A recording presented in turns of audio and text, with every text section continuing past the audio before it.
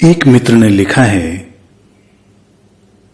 प्रामाणिक प्यास पूरी तरह जगी है या नहीं, ये किस प्रकार पता चलेगा।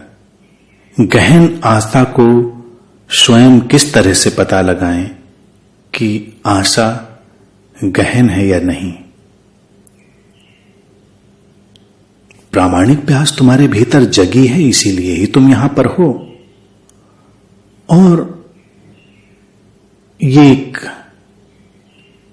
अनंत यात्रा है, जन्मों जन्मों की लंबी, बहुत लंबी यात्रा है। तुम्हें स्मरण हो न हो, लेकिन तुम एक लंबी यात्रा पार करके यहां पर आए हो। इसलिए अपने भीतर आश्वस्त रहो।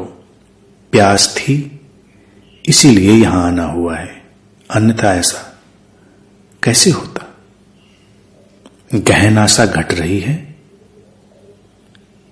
आशा निराशा के जो बादल हैं, उनका खिलवाड़ तुम देख पा रहे हो।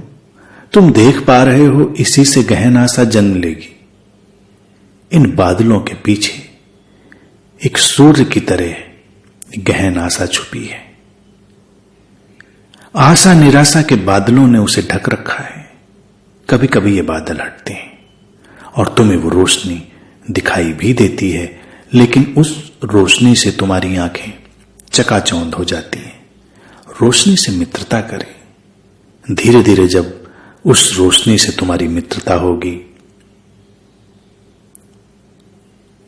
तब उस सद्गुरु से भी तुम्हारी मित्रता होगी जो रोशनी की तरह है।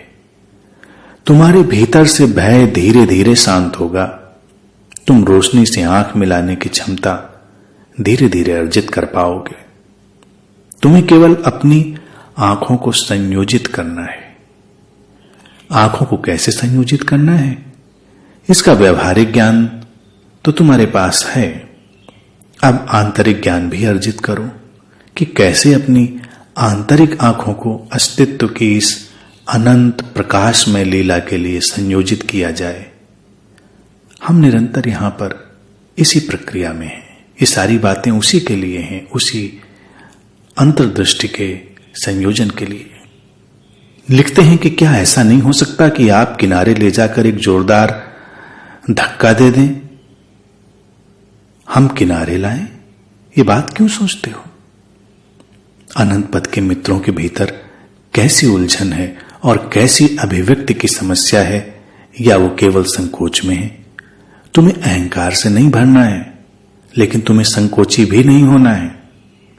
स्वयं को जब तुम जानोगे, उसे स्वीकार कर पाओगे और कहोगे हां ऐसा है, तभी तुम आगे जाओगे।